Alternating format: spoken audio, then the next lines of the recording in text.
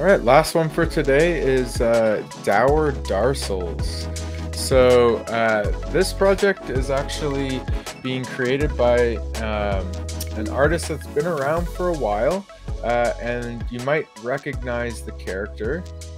So this is their website, and Dour Darcels is actually an artist that has worked with on a lot of different initiatives. They were featured in Vogue, I believe, is on here.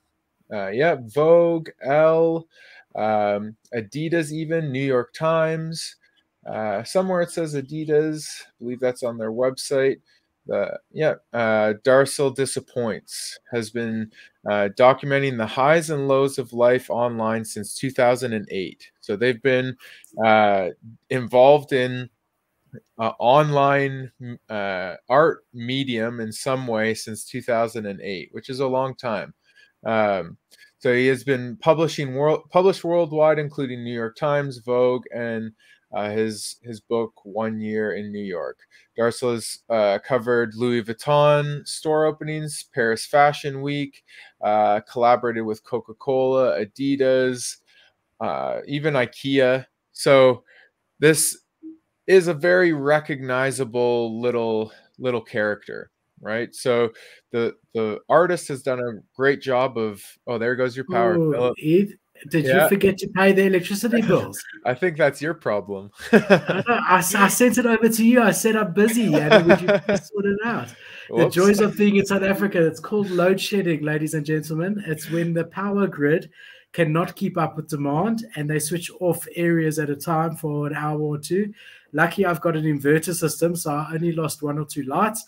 I'm still here. We're still in action. South Africa, load shedding is happening right now. So yeah, like I was saying, artist has been in the space, involved in building his own brand and his own community for some time now. So actually, here's the history of Darcel. So you can see Adidas, involved with Adidas and Louis Vuitton and all sorts. I don't know why I can't continue scrolling over, but anyways, very cool. Me a bit of Janky Hayes, Janky verse with the proper in-life companies that he's done stuff with. It's the same as Janky. Exactly. That's held them in good stead because now they're coming out with partnerships with Gucci, partnerships with this one, partnerships with that one. So yeah. I like that. So that's definitely. Here's the scroller. There we go.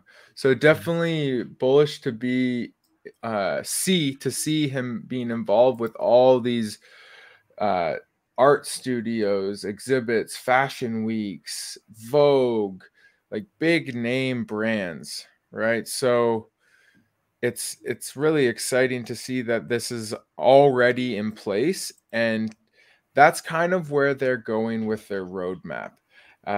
When you take a look for this is their roadmap, the future. So they have plans to be a long-term project, and Darcel Disappoints is the founder, and he plans to create this into his whole universe that he's developed over the last 14 years or so, since 2008. So build a brand that endures over time. No wild promises, just doing.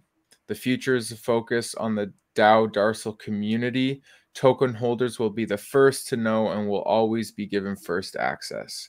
So my understanding is he's probably going to continue to build out his universe of Darcels, and you as a holder will benefit from that, whether that's a drop or whitelist privileges or whatever it is. I don't want to assume because I don't know, but if you're looking for like a brand to get involved in that has a lot of potential, this might be the one. Like Philip mentioned, Janky Heist, they're partnered with Gucci. Gucci has now launched their collab with them, and it's doing really, really well. So I don't know, imagine they're able to partner with a fashion brand of some kind, or whatever, right? That the possibilities are really endless if imagine if they did something with Vogue. I mean, yeah, and also exactly, the fact that they've been involved in the space, Louis the Vuitton online.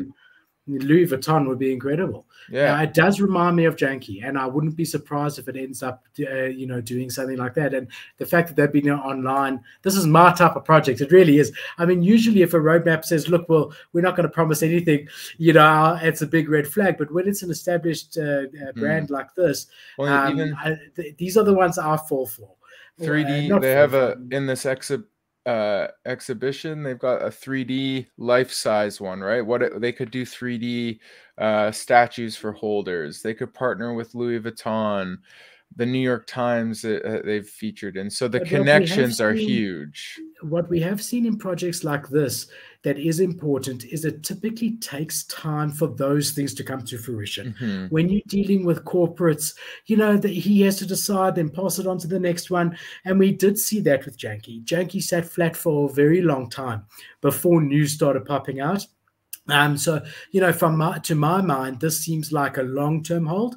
Obviously there's always potential for flips depending on how hyped the project is, but I'm saying this would be one that I would be interested, depending on the mint price, on holding long-term, or possibly getting into in a couple of months and watching it quite closely. But definitely like the artwork. I like the fact that they're involved in business. I like the fact that they've got an internet background since 2008. I really like everything to do with this one. I really do like it. So here's the thing: they are flying fairly low under the radar right now. They only reminds me of that Monsters Incorporated guy. Yeah, Mike Wazowski. Yeah, it does. It definitely with the does. one eye. Actually, the thing it reminds me the most of, and if you're a Pokemon nerd out there, you're gonna recognize this. But I think it was called the Missing Gnome. That was the Pokemon. This looks exactly like it. That's for all my Pokemon nerds out there. But if you go to their Twitter, they are fairly flying under the radar here. They only have 8.2 thousand followers on Twitter. Jumping into their Discord, they only have 5,000 people in their Discord.